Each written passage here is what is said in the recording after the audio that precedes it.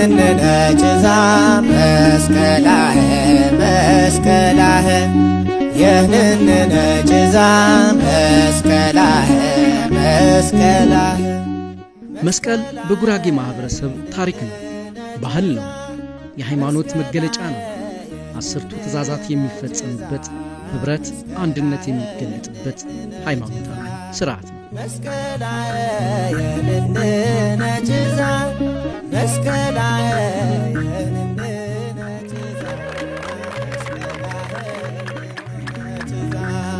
የንንነጭዛ መስቀላህ መስቀላህ የማህበረ ቅዱሳን ቴሌቪዥን የመስቀል በዓልን ምክንያት በማድረግ ከአቡነ ዜና ማርቆስ ማህበር ጋር በመተባበር ወደ ጉራጌ ሀገረ ስብከት ምሁርና አክሊል ወረዳ ወደ ጨቦ ቀበሌ ገብሬ ማህበር ጉዞ አድርጎ ነበር።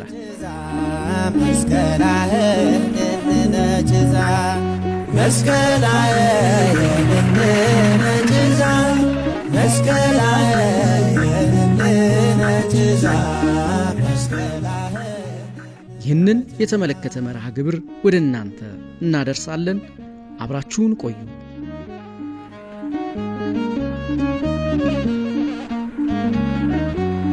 ታገርንታ በአትያት ወደረ አንቴነወቃላህ ወረ በጀበረ ሰዊወት ማርበሸ መስቀላህ ያተርፉት ባሸ የንንነጭዛ መስቀላህ ጉራጌ የመስቀል በዓል አከባበር በጣም ልዩ ቦታ ከሚሰጣቸው በዓላቶች አንዱ ትልቁ በዓል የመስቀል በዓል ነው።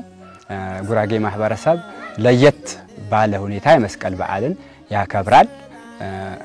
ለየት አድርጎ የሚያከብርበት ደግሞ የራሱ የሆነ ምክንያቶች አሉት። በተለይ ለመስቀል በዓል ጉራጌ ማህበረሰብ ለየት ያለ ቦታ ትኩረት የሚሰጠው ራሱ የቻለ ታሪክ ስላለው ከመስቀሉም ታሪክ ጋር የሚያያዝ ታሪክ ስላለው ለዛ ነው በደማቅ ሁኔታ አመቱንም ጠብቆ ሁሉም ቤተሰብ ተሰባስቦ በልዩ ሁኔታ መስቀል በዓል የሚከበረው የተለየ ቦታ የሚሰጠው ለዚህም ነው።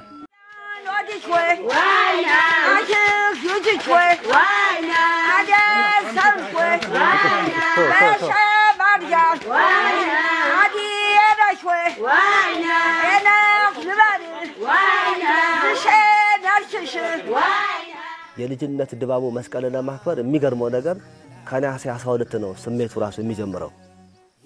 ነሐሴ 12 ላይ አሁን በየጀፎሩ ላይ በየአዳባባዩ ደጅ ላይ የምታዩት የደመራ ተካከለ የተቀመጠች የቆመችው የደመራ ስርዓት የሚጀምረው ነሐሴ 12 ነው።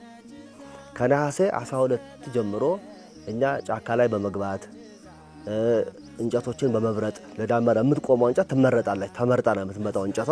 ያንን እንጨት መርጠን ልጣጯን ደግሞ ልጠን ደጃችን ላይ ደግሞ አቆመን የመስቀልን በዓል ለማብሰር የመጀመሪያው በሰዓት የምትጀምረው ነሐሴ 12 ይጀምራል።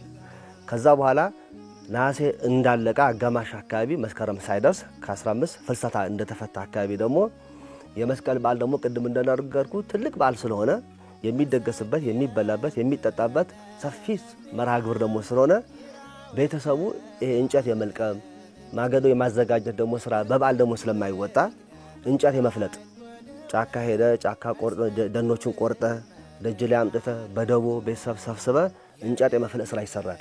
ከሐምሌ 15 ቀን ጀምረን የመስቀል በዓል ራሱን የእንጨት ዝግጅት እናደርጋለን። እንዲደርቅልን እስከ ነሐሴ አንጠብቅም። ወደ ሐምሌ 15 ከዛ በኋላ ደግሞ የቤት ፕሮግራም የበራፍ ማጽዳት የልብስ ማጽዳት እናደርጋለን። ከመጀመሪያ በዓል ሲደራረስ የበዓል እንጨት ተብሎ መጀመሪያ የሚጀመረው በበዓል እንጨት ነው ያለው። ከመሬቱ የሌለው ገዝቶ ይፈልጣል ያቆማል። ከዛ በኋላ ደግሞ ራሱን ደግሞ የግቢ ዝግጅት የቤት ዝግጅት ይደረጋል። ከዛ በኋላ ደግሞ ምን ይታሰባል? የመስቀል የበዓል እርድ ይታሰባል። በእነዚህ ዝግጅት እናደርጋለን። እርድ ከ12 ጀምሮ 12 መስቀል ሚካኤል ነው የወንድ በዓል ነው። እንደ 15 12 ቅርጫ እንበላለን። ከጎረቤት ጋር ራሱን በ12 ቅርጫ እንበላለን። የንንነ ጭዛ መስቀላህ መስቀላህ የንንነ ጭዛ መስቀላህ መስቀላህ መስቀላህ የንንነ ጭዛ መስቀላህ ከዓመት ጀምሮ የሚያስቡበት አለ። አሁን ከእናቶች ጀምሮ ስንል የሆነ ለዓመት ለመስቀል ለበዓሉ ተብሎ እንደ እድር የሚጥሉት ነገር አለ። ቅቤ መግዣ፣ የተለያየ እቃዎች መግዣ። እናቶች ያንን ገንዘብ ልክ ዓመቱ መስከረም ይሄ አዳብና በዓል ካለፈው በኋላ ለቀጣዩ ዓመት መስቀል ራሱ ከአዳብና በኋላ ዝግጅት ይጀምሩበታል። ያንን ዝግጅት ምንድነው? ቀጣዩ ዓመት መስቀል በዓል ሲመጣ ለቅቤ መግዣ ለተለያዩ ነገር ገንዘብ ይቆጥባሉ።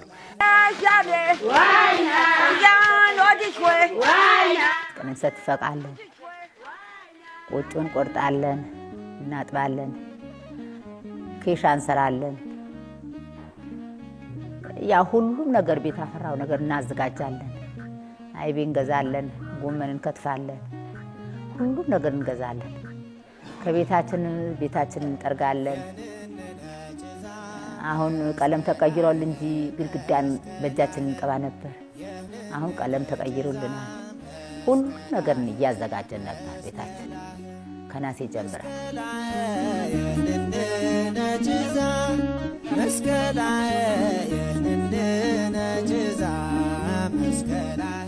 የሴቶቹ ድርሻ ራሱ ዘርፈ ብዙ ነው።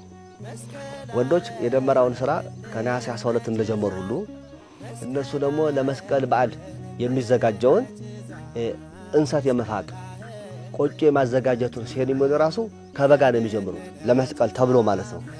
ለመስቀል ተብሎ አስቀድሞ ለመስቀል በዓል ተብሎ ቆጮ ማዘጋጀት፣ ቆጮ በማድረስ በመፋቅ ፕሮሰስ አለው፣ ረጅም ፕሮሰስ አለው። ለመስቀል በዓል ተብሎ ረጅም ዝግጅት አድርገው ያን በመስራት ይቆያሉ። ቀጣይ ደግሞ ለመስቀል በዓል የማይጸዳ የማይወለወል የማይቀባ ቤት የለም በቤተ ጉራጌ። ቤቱ ከትንሿ ከምድጃዋ ጀምሮ ከመግቢያዋ ጀምሮ በባህላዊ ዘዴዎችን ቤቱን በማሳመር ቤቱን በመቀባት በዲዛይን ስራ በመስራት ሴት ልጆች ደግሞ በብዛት ያሉበት ቤት ደግሞ ከሆነ የተለያዩ ዲዛይኖችንና ስዕሎችን የጥልፍ ስራዎችን ከዳንቴል የሚሰሩ ባህላዊ ዘዴ ደግሞ ካላቸው ደግሞ ጣባዎችን እነዚህ ሸክላዎችን በሙሉ በማስጌጥ በማስዋብ ቤቱ ልዩ ድባብ እንዲኖረው በማድረግና የመስቀል በዓሉን በተለየ መልኩ እንዲከበር የማድረግ ትልቁ ድርሻ ያላቸው ሴቶች ጋር ነው። ከውጭ የመጣው ደግሞ እንግዳ ደግሞ ለመስቀል ደግሞ ሲገባ ቤቱ አምሮ ቤቱ ደግሞ ተውቦ ንጹህ ሆኖ ያልታጠበ ነገር ደግሞ ካለ ልብስ ሁሉ እንዲታጠብ ተደርጎ ለመስቀል አዲስ እንኳን ባይገዛ የታጠበ ልብስ ይለበሳል። በፍጹም ባልታጠበ ልብስ መስቀል የሚያከብር በቤተ ጉራጌ የለም። አዳዲስ ደግሞ ቤተሰብ ካለው ከከተማ የሚገባ ቤተሰብ ካለው እንደያገሙ እንደየደረጃው ለወንድም ለእህት ለቤተ ዘመድም ቤት ስላለው ቤተሰቡ ከዛም አልፎ ለጎረቤትም ጭምር ማለት ነው። በዚህ ልክ ያን ነገር በአጥቦ አዘጋጅቶ በስነ ስርዓት አስቀምጦ የመስቀለት በ15 ሁሉም አብሮ ለብሶ መስቀልን ያከብራል። በ16 ለደመራ ሲሉ ሴቱም ወንዱም ለብሶ አምሮ ወደዛ ባህል ይሄዳል ማለት ነው።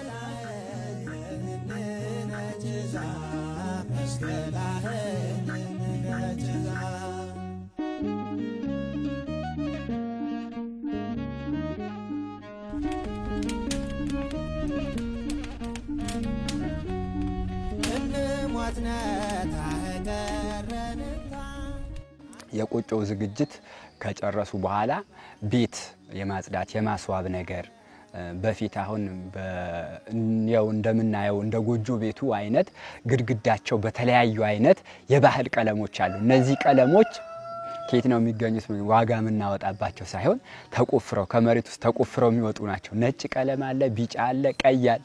ስለዚህ እነዚህ የተለያዩ ቀለም ያለውን ድንጋይ በተለይ ያላገቡ ወጣት ልጆች ሴቶች ተሰብስበው ያንን እንትን ቆፍረው ያመጣሉ። ያንን ቆፍረው ካመጡ በኋላ የቀለሙ ዝግጅት ቀለሙን ይበጠብጡታል። ከዛ ልክ በዓሉ ሊዳረስ ወይ አንድ ወር ሲቀረው ቀለሙ መቀለም ይጀምራል ማለት ቀለም ይቀልማሉ፣ ቤቱን ቀለም ይቀለማል።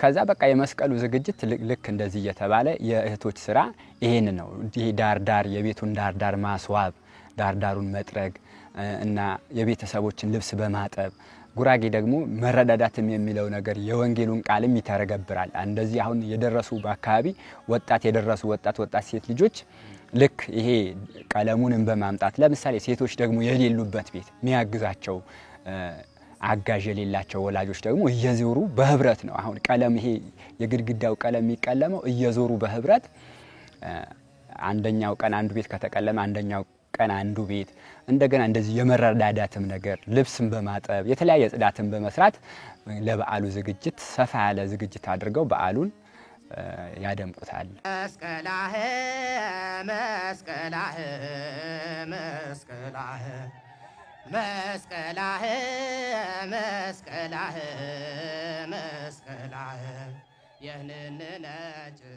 አብዛኛው የጉራጌ ማህበረሰብ ተወላጅ በከተማ የንግድ ስራ ላይ የተሰማራ በመሆኑ በመስቀል በዓል ከቤተሰቦቹ ጋር ተገናኝቶ በዓሉን በደስታ ለማክበር ከወላጆቹ ምርቃት ለመቀበል ያለውን ይዞ ወደ ገጠር ይተምናል። በመስቀል ሰሞን መንገዶች ይጨናነቃሉ። በስራ ምክንያት የተራራቁ ቤተሰቦች የሚገናኙበት ነውና ይህ የመስቀል በዓል በጉራጌ ብሔረሰብ ትልቅ ስፍራና ቦታ አለው።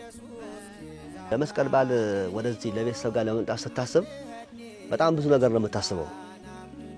ከእርዱን ጀምሮ የምትዘጋጀው የእርዱም ራሱ በተለይ ከተማ ላይ አቅም ፈቀደ መልኩ ስራ ካለ ቤተሰብ ማገዝ የምችልበት ደረጃ ካለ የእርዱን ጭምር የምታዘጋጅላቸው አንተ ራስህ ነህ። ቤተሰቡ ደግሞ ገጠር ያለው ቤተሰብ ደግሞ የሚችል ከሆነ ማዘጋጀት የሚችል ከሆነ አይ ዘንድሮ እኛ ችለናል እናንተ ብቻ ነው ይላል ቤተሰብ። አይ ዘንድሮ የእርዱን አልቻልኩም የእርዱን ደግሞ አግዙኝ ይላል ቤተሰብ። ተወላጆች ደግሞ ከተማ ያለው ደግሞ ለወላጆቹ እታች ደግሞ ላልታናሾቹ ቤተሰብ የሚለው ቤተዘመድም ካለ ቤት ውስጥ በሚችለው አቅም ልብስ ከመግዛት ጫማ ከመግዛት አልባሳቱን በሙሉ ከማሟላት የሚያስፈልገውን የሚበላውን የሚጠጣውን ነገር ሁሉ በማዘጋጀት ሲደክም ሲያቅድ ይቆያል። የመስቀል በዓል አሁን እንደምታዩት ነው። ከተማው ዛሬ እየደወልኩ ነበር። ዛሬ ራሱ መንገዱ ሁሉ ዝግ ነው ከትላንት ጀምሮ ተዘጋግቶ። ይህ የሚያሳየው ምንድነው? ሰው ወደ ቤተሰቡ የሚመጣው ለመባረክ። በነገራችን ላይ ጉራጌ ወደዚህ ወደ ቤተሰቡ ሲመጣ እጅግ በጣም ብዙ ወጪ ነው የሚያወጣው። ግን አንድ ቀን ግን ከስራ ያቀም አንድ ቀን ግን ባወጣው ነገር ተጎድቶ ያቀም ካወጣው ብር በላይ የቤተሰቡ ምርቃት ከቤተሰቡ የሚያገኘው ቡራኬ በጤናም በእድሜም በበረከት የሚጎበኘው ስለሆነ ይህንን ታሳቢ በማድረግ ያለውን ነገር ሁሉ ለቤተሰቡ ያለውን ነገር ሁሉ ለመስቀል እያደረገ በረከት እያገኘ ቤተሰቡን በማድረግ ይኖራል። እኔም ድሮም በልጅነቴ ጀምሮ ለመስቀል ስመጣ ለወላጆቼ ልብስ ገዝቶ መምጣት የእርዱን ደግሞ ድጋፍ በማድረግ ለታናሽ ወንድሞቼ ደግሞ ልብስ መግዛት ከዛም አልፎ ደግሞ ለጎረቤት የምችለውን በአቅምህን ሸሚዝም ቢሆን የሆነ ነገር በመግዛት የሆነ በማድረግ ምክንያቱም በዓሉ ለብቻ የምታከብረው በዓል አይደለም። እኔ በጣም ከሚገርመኝ ነገር በመስቀል በዓል ሁሌም በሄድኩበት የምናገረው አንድ እንትን አለኝ። ጉራጌ መስቀል ለብቻው በርታ ያቀም የሚችለው ደጁ ላይ ሲያርድ ጎረቤቱ እንኳን ማረድ ባይችል መግዛት ባይችል ወይ ደግሞ ተወላጅ ባይደርስለት ያረደው ሰው ከሚችለው ነገር ላይ ወይ ሩቡ እንኳን ከፍሎ ለዛ ቤት ይልካል። ካልሆነም ሁለት ሶስት ሆኖና ይነጋገሩና አንድ ቤት ገብተው በዱቤ ይወስዳሉ። ዛሬ እኮ ከሌ መስቀል የለውም መስቀል እኮ ሳይበላ ደስታ ሳያሳልፍ ሊውል ስለሆነ እባክህን ይህንን ጊደር እባክህን ይህን በግ ለምን አይሆንም እባክህን እቺን ዋይፋይ ለኛ ስጠን ኃላፊነቱ እኛ እንውሰድ ነገኛ እንከፍላለን። የተገባበትም አባወራ ቤተሰብ እንቢ ብሎ አሳፍሮ ያቀም በቃ እናንተ ካላችሁ በመስቀል የመጣ ምንም ነገር ወራላ ማለት አይገባምና ውሰዱ ፈታችሁ ይላል። ተፈቶ ለዛኛ ሰው ይሰጣል። ቤቱ ላይ ተመራርቀው ያርዱለታል ማለት ነው። በዚህ ልክ ነው ቤተሰቡ በዓሉን ለማክበር የሚመጣው።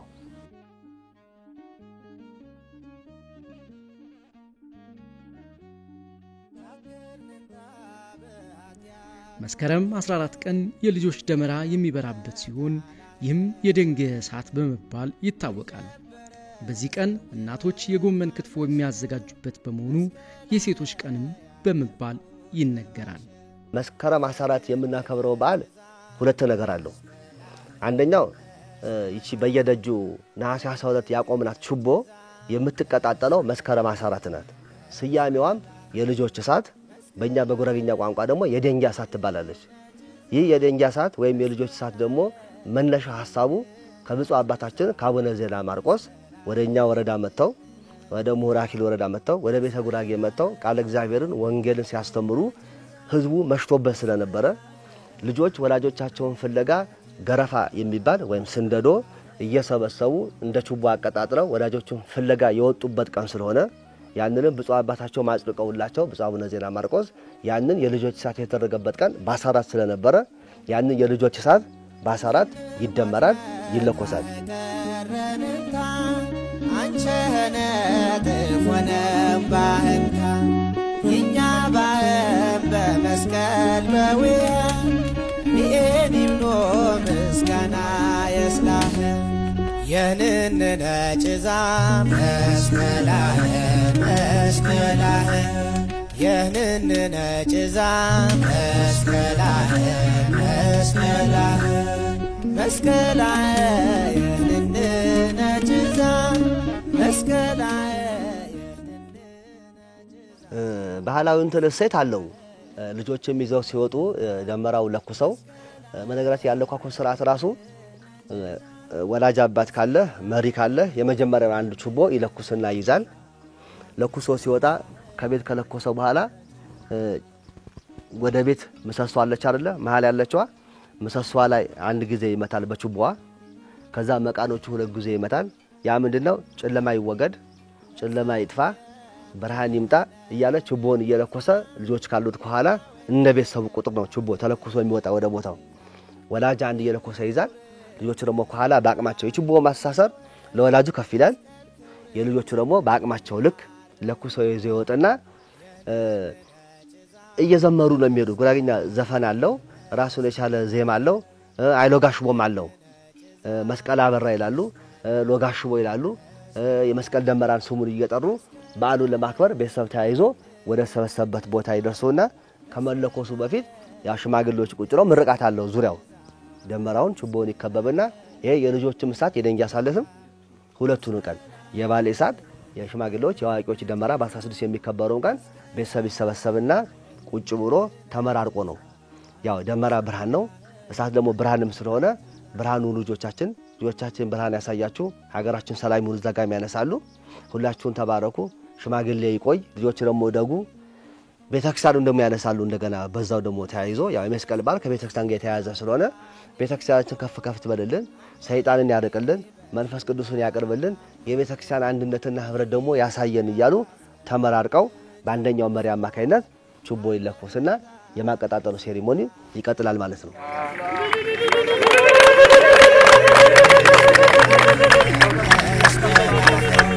የህንንነ ጭዛ መስቀላህ መስቀላህ መስቀላህ የህንንነ ጭዛ መስቀላህ መስቀል በዓል እንግዲህ ያው በጣም የሚገርም ነው። ከሁሉም የኢትዮጵያ ክፍሎች በተለይ በደቡቡ የበለጠ ደግሞ በጉራጌ ሀገረ ስብከት መስቀል ይከብራል። ምክንያቱም ምንድነው? ብፁዕ አባታችን አቡነ ዜና ማርቆስ በሰሩት ታላቅ የገድል ስራ ነው እና ብፁዕ አባታችን እንሰትን አሁን ይሄ እንሰት የተባለው ምግብ ከእግዚአብሔር ለዚህ ሕዝብ ያሰጡት እሳቸው ናቸው። አሰራሩን፣ አተካከሉን ሁሉን አስተምረውና ቅዱሳን አባቶቻችን ለነፍስ ብቻ አይደለም ለስጋም የሚተርፈውን ነገር ነው የሚሰጡን። እንደ ዋናነት መስቀል ጌታችን አምላካችን ኢየሱስ ክርስቶስ የተሰቀለበት ነው። ወወሀብኮሙ ትምህርተ ለእለ ይፈርሁከ ይላል መዝሙረ ዳዊት። ለሚፈሩ ሰዎች ምልክትን ሰጠሃቸው ይላል። ምልክታችን መስቀል ነው። መስቀል አምላካችን ኢየሱስ ክርስቶስ የተሰቀለበት ነው ስንል ምንድነው የሚያገናኘው ብንል ደሙ የፈሰሰበት ነው። አዎ ቅዱስ ሥጋው የተቆረሰበት ነው። ስለዚህ እግዚአብሔር አምላካችን ይህንን ዕፀ መስቀል ባርኮታል፣ በደሙ ባርኮታል፣ ቀድሶታል። በወንጌል ላይ ይናገራል ሐዋርያው ቅዱስ ጳውሎስ በነጠላው በለበሰው ልብስ፣ ሐዋርያው ቅዱስ ጴጥሮስ ደግሞ በጥላው ይፈውሱ ነበር። የነሱ ጽድቅ የነሱ በረከት ለጥላቸው፣ የነሱ ጽድቅ የነሱ በረከት ለልብሳቸው ተርፏል ማለት ነው። አንዳንድ ጊዜ ሰዎች ይገርሙኛል። ጌታችን አምላካችን ኢየሱስ ክርስቶስ የተሰቀለበት ደሙ የፈሰሰበት ዕፀ መስቀል እንዴት ኃይል የለውም? ይህን እኮ አለማወቅ ነው እንጂ ብዙ የሚያጨቃጭቅ የሚያንታርቅም አይደለም። ቤተክርስቲያን ምልክቷ መስቀል ነው። መስኮቶቿ፣ በሮቿ ሁሉ መስቀል ነው። ምክንያቱም ክርስቶስ አምላካችን በዚህ መስቀል ላይ ታላቅ ድል አድርጓል።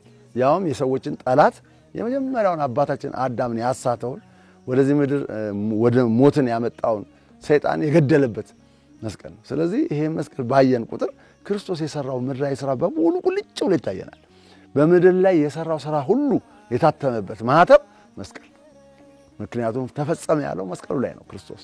ስለዚህ ይሄን መስቀል የመስቀል ጥቅም ይሄን የመስቀል ስራ በጉራጌ ብሔረሰብ ደግሞ ደቡብ ክፍል በደንብ አውቆታል። ምናልባት ከዛ ያላወቀው ሊኖር ይችላል። መብሉን ብቻ መጠጡን ብቻ ሴርሞኒውን ብቻ የሚያይ አይደለም። የቀደሙ አባቶቻችን ይሄን አይደለም። በመስቀሉ የተገኘው ድል በመስቀሉ የተገኘው ሰማያዊ ሀብት በደንብ በስርዓት የሚነገርበት ነው። እንዲያውም አቡነ ዜና ማርቆስ አሁን የልጆች መብራት የሚባለው አቡነ ዜና ማርቆስ ሲያስተምሩ ስለ መስቀሉ ሲናገሩ ስለ ክርስቶስ ሲያስተምሩ የተሰበሰቡት ወላጆች የአባታችን ትምህርት ከመጠን በላይ መስጧቸው ቤታቸውን ረስተው ነበር። ያው ይሄ መጽሐፍ ቅዱስም ላይ ያለ እኮ ነው። በጸጋ የሚያስተምሩ በጸጋ እግዚአብሔርን ጋር የሚናገሩ ሰዎች ዓለምን ያስክዳሉ፣ ያለን ነገር ሁሉ ያስጥሉናል። ስለዚህ በዛን ወቅት አባታችን ዜና ማርቆስ ለሕዝቡ ወንጌል ሲሰብኩ ሰው መምሸቱን ሁሉ ረሳ። አባታችን ሲያስተምር ልጆች ወላጆቻችን ምን ሆኑ ብለው መብራት ይዘው ሁሉም ልጆች መብራት ይዘው ሲመጡ አባታችን ያንን ስራ አሰሩላቸው።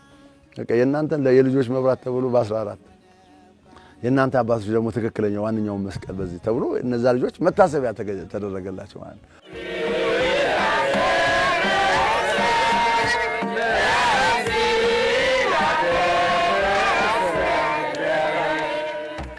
መስከረም 14 ቀን በመዝወር ደብረ ብስራት ቅዱስ ገብርኤልና መጥምቀ መለኮት ቅዱስ ዮሐንስ ቤተክርስቲያን በሚገኘው የአብነት ትምህርት ቤት አዳሪ ተማሪዎችም በመንፈሳዊ ሥርዓት ደመራውን በመለኮስ በመንፈሳዊ ሥርዓት በዓሉን በታላቅ ድምቀት ያከብራሉ።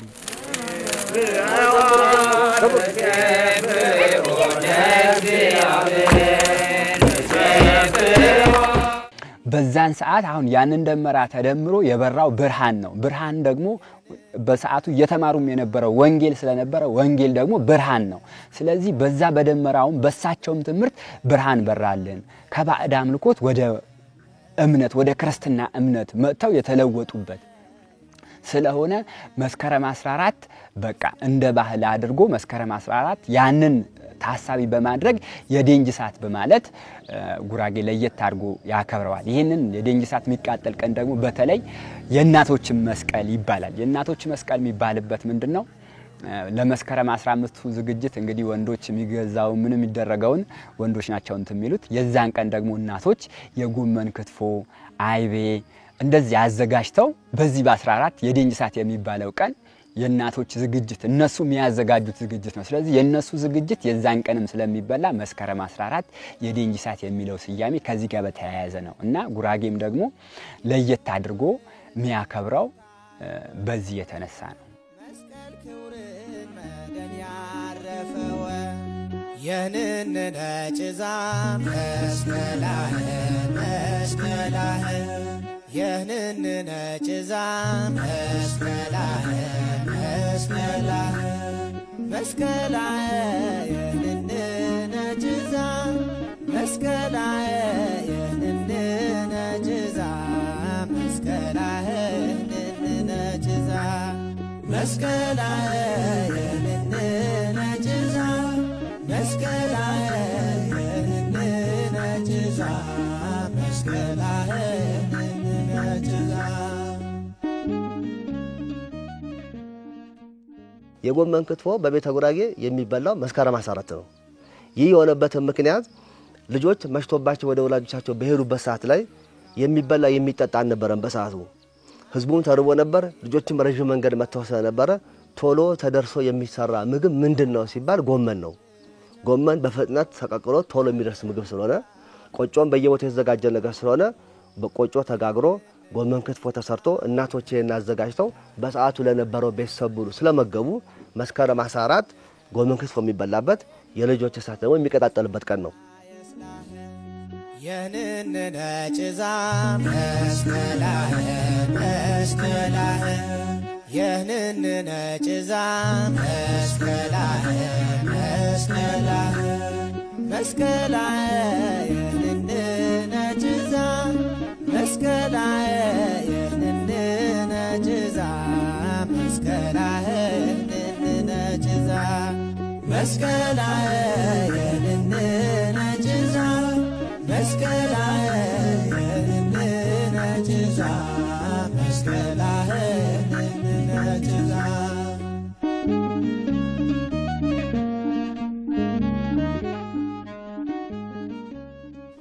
እርዱ ግን የሚከናወነው መስከረም 15 ነው። እንደ ኢትዮጵያ ታሪክ ከሆነ ግን መስቀል የምናከብረው መስከረም 17 ነው።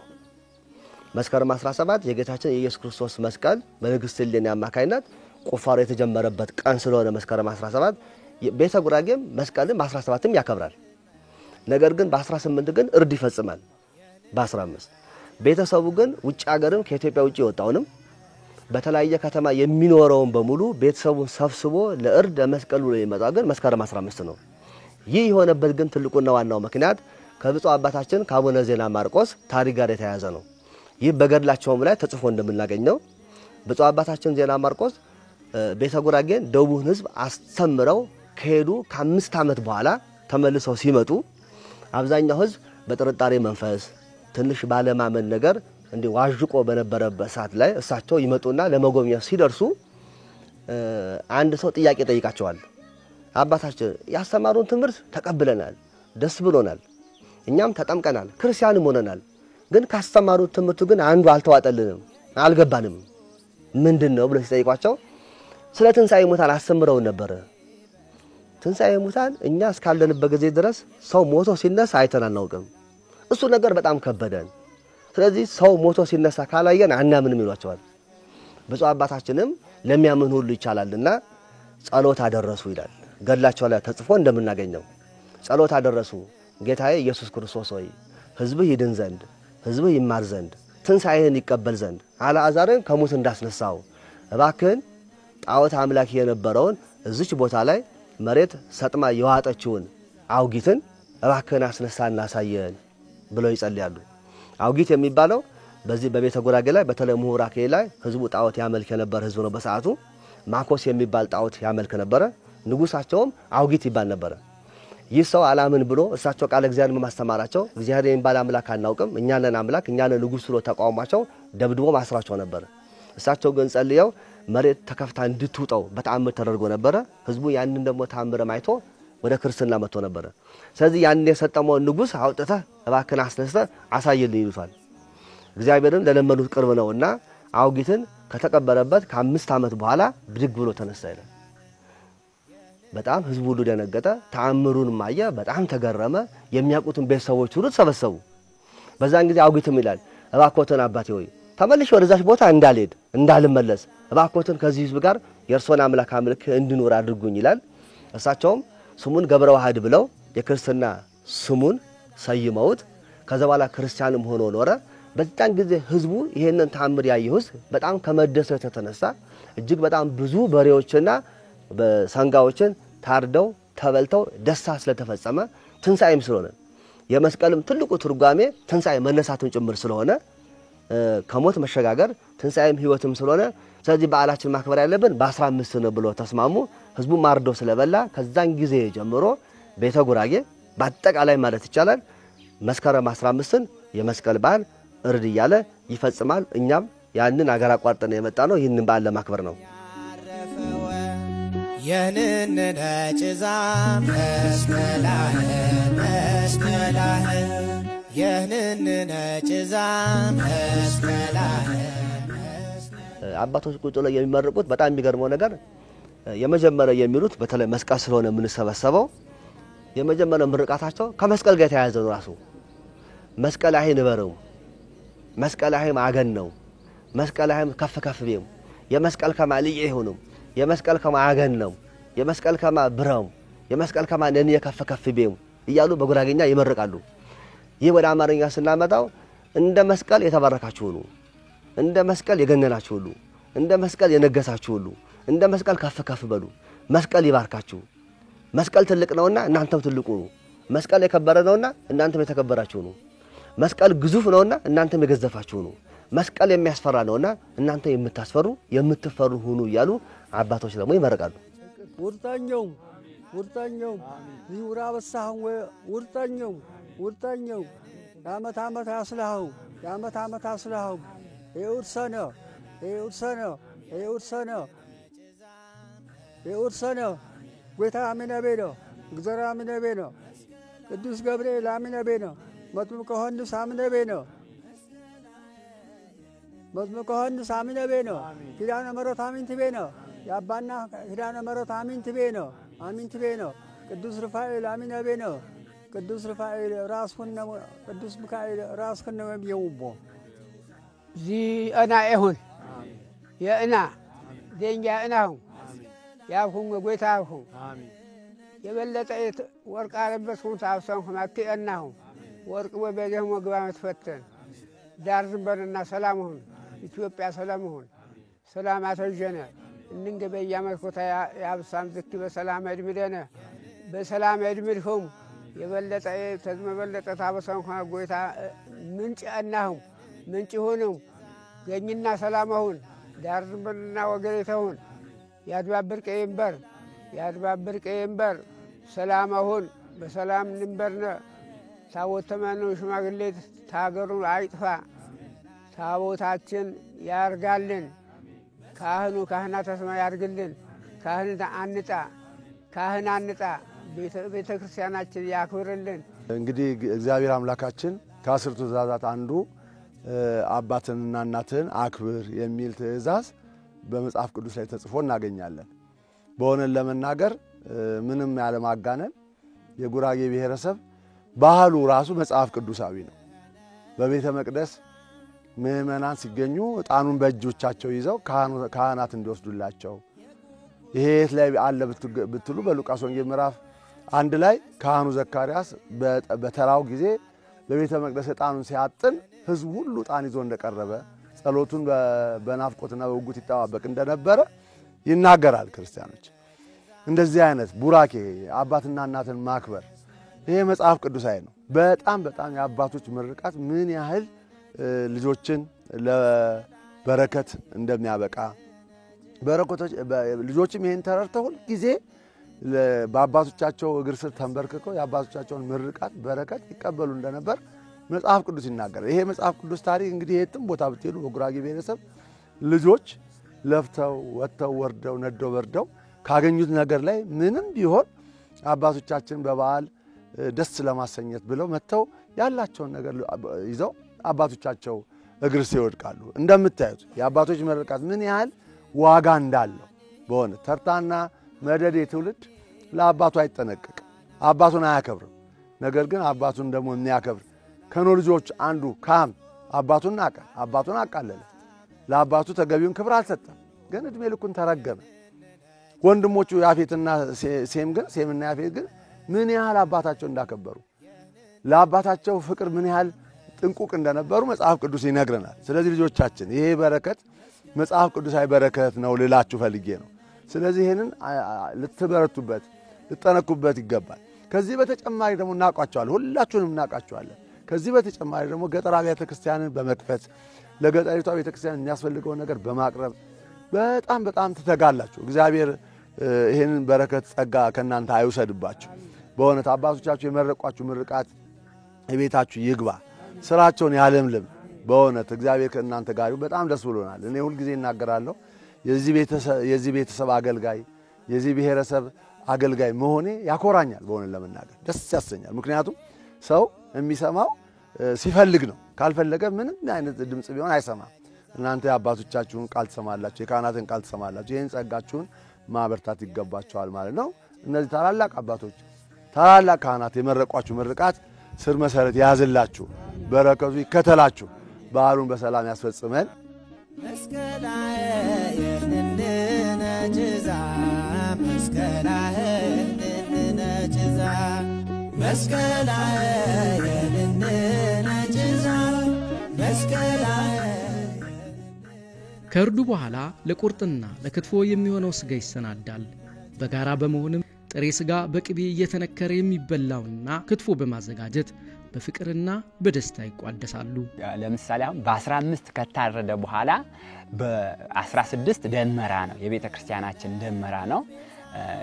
ያንን የ16 ደመራ ይከበራል። የጉጉርል ደመውታይት ወደወ መስቀል ክብር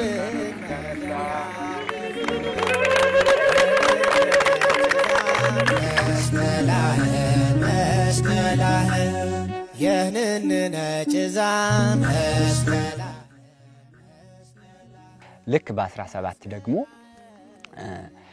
የጀወጀ የሚባል ነገር አለ። የጀወጀ የሚባለው ለምሳሌ አሁን ያገባች ልጅ ከሆነ ከሌላ እናትና አባቷ ቤት ባሏን ይዛ ለመጠየቅ ትመጣለች። እንደዚህ ደግሞ የቅርብ ዘመዳ ዘመድም ያለው ለመጠያየቅ ይሄዳል በወረፋ ይዞ ማለት ነው። ይሄም ደግሞ የጀወጀ በመባል ይታወቃል። ይሄን ቀን የጀወጀ መስከረም 17 የጀወጀ ቀን አድርጎ በዓሉንም የ17ቱንም በዓል ታሳቢ በማድረግ ሻኛ የሚባል ነገር አለ። ያንን ሻኛ ከጎረቤት ተሰብስቦ ያንንን ከመጣው እንግዳ አንድ ላይ ተሰብስቦ በቃ በታላቅ ደስታ በታላቅ ፍቅር በታላቅ ክብር ያንን እንትን 17ን በቃ በመመራረቅ ከከተማ የመጡ ልጆች አንድ ላይ በመሆን የጀወጀን ብሎ ጥየቃ የመጡት ጋር አንድ ላይ በመሆን ያንን በዓል በ17 ደግሞ ሰፋ አድርገን ይከበራል ማለት ነው።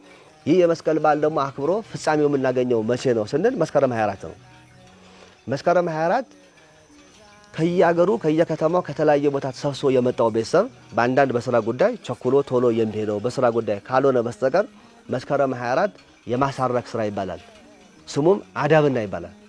አዳብና የቃል ፍቺው አደም መግዛት፣ ትዕግስትን፣ ሰላምን፣ ፍቅርን አደብኛ ሰላም የኛ ትዕግስት የኛ እንደማለት ነው።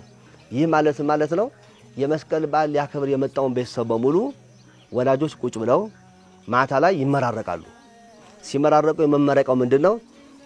ሲበላ የነበረው ጥሬ ክትፎ ነበረ፣ ሲበላ የነበረው ጥሬ ስጋ ነበር። በ24 ደግሞ ስጋው ለጥሬ ስለማይደርስ ከተዘለዘለው ቋንጣ ካለው ደግሞ ስጋ ይቀቀላል። ተቀቅሎ በእኛ በጉራጌ ባህል ስሙ ትኩ ክትፎ ይባላል፣ ወይ ደግሞ ትኩር ክትፎ ወይ ደግሞ ቅቅል ክትፎ ይባላል። ያንን ክትፎ ከነጭ አይቤ ጋር በማድረግ ቤተሰቡ ይሰበሰብና ምርቃት ይወርዳል። ምርቃቱ ሲመረቅ ምንድነው? ለመስቀል በዓል ብላችሁ አገር አቋርጣችሁ ቤተሰባችሁን ይዛችሁ እኛ ልትደግፉ የመጣችሁ ልጆቻችሁን ሁሉ ተባረኩ፣ ሰላም ከናንተ ጋር ይሁን፣ ፍቅር ከናንተ ጋር ይሁን።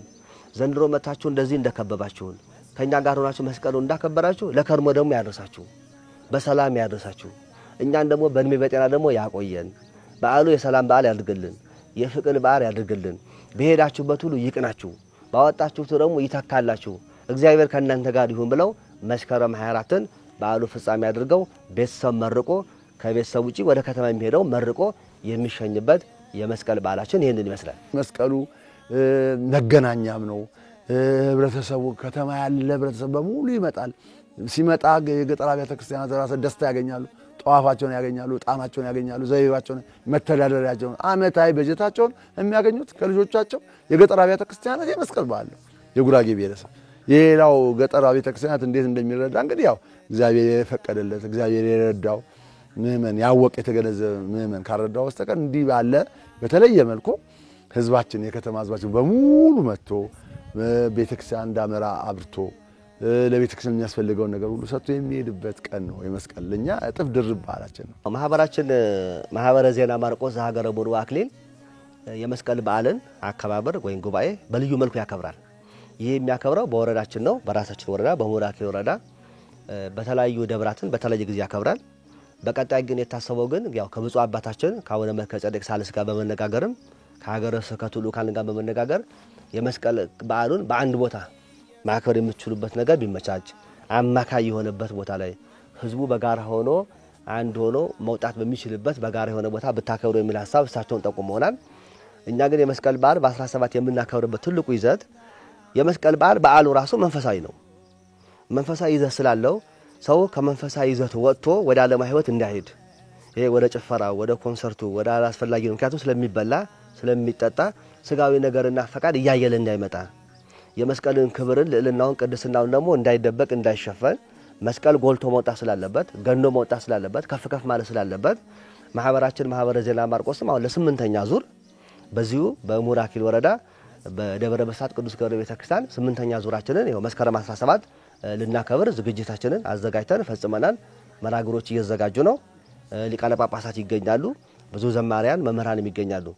ስለዚህ በዚህ መርሃ ግብር ላይ ህዝቡ ተሰብስቦ ከባህላዊ የመስቀል አከባበርም ጎን መንፈሳዊ ይዘቱንም እንዲያውቅ ቃለ እግዚአብሔር እንዲማር የመስቀል አከባበሩን ሙሉ መንፈሳዊ ይዘቱን እንዳይለቅ በማድረግ ዓላማው ይሄ ስለሆነ ይሄን ነገራችን በነጋችን ላይ ይሄንን 8ኛ ዙርን ባከበርንበት ጊዜ እጅግ በጣም ለውጥ አይተናል። ህዝቡ ወደ ጭፈራ ቦታ በመስቀል ይሄን ነበር፣ ወደ ተለያየ ቦታ ይሄን ነበር፣ ኮንሰርቶች ነበሩ፣ መስቀልን ተንተርሶ የሚደረጉ ዓለማዊ ዝግጅቶች ነበሩ። እነዚህ ነገሮች አሉ ሙሉ ለሙሉ ማለት ይቻላል በምሁር አኪ ወረዳ ላይ በተለይ በቤተ ጉራጌ ተወግዷል። በአሁን ሰዓት የለም። የሚቀሩ አንዳንድ ነገሮችም አሉ አሁን እየጠፉ ህዝቡ ወደ ቤተክርስቲያን እየመጣ ነው፣ ቃለ እግዚአብሔር እየሰማ ነው። የመስቀል በዓልን የሚያከብረው በመንፈሳዊ ይዘቱ እንዲሆን እያደረግን ነው። ይሄንንም በመልካም እንትኑ እያየነው ነው። ጥሩም እንቅስቃሴና ዓላማም አለው። ቆንጆ ነው ባለው ሂደት ላይ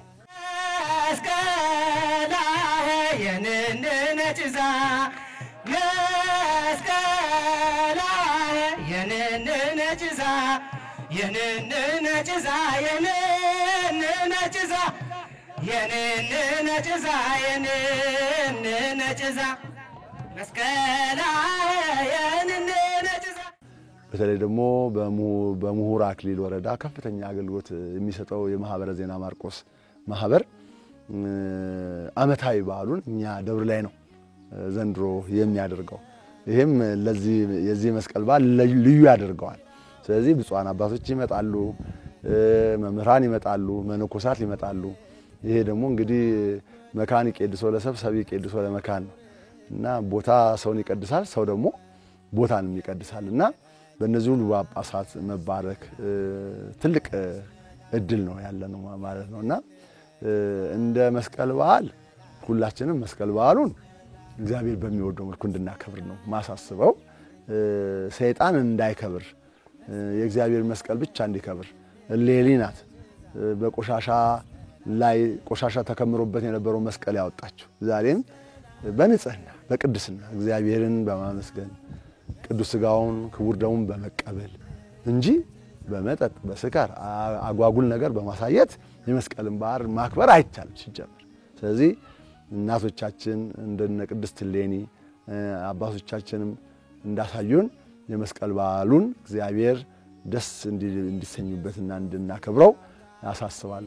በመጀመሪያ ለመላው የክርስትና እምነት ተከታዮች ለ2018 የመስቀል በዓል እንኳን አደረሳችሁ ማለት እፈልጋለሁ። በሁለተኛ ደረጃ ደግሞ እንደዚሁ እኛንም አክብራችሁ ስለመጣችሁ ጥያቄም ስለጠየቃችሁን በዚህ መልኩ እንድናቀርብ አስተዋጽኦ ስላደረጋችሁ ለማህበረ ቅዱሳን ቴሌቪዥን ጣቢያ እጅግ አድርጌ አመሰግናለሁ። እንኳን አደረሳችሁ። የዚህ ያሰላነ ጌታና ምስጋና ያስላን በሿም ያነው በገኝም ያነው እንኳን የመስቀል በዓል አሰላንሁ በዓሉ የሰላም በዓል ይሰክትንነ ገኝና ሰላም ይሁንንነ ማህበርምና ይስፋንነ ማህበርና ደግሞ ታግዝም በሿ ያነው ምንም ጎባ ቤትና በጤና በፍቅር ደግሞ ጌታ ይርህም ጌታ ተደህንገ ይሁን ገኝና ሰላም ይሁን አዲ በአቤህ ወደሞ ዚ በተናሁ ገብርኤል ደግሞ ቅዱስ ገብርኤል ገምታ የሚያው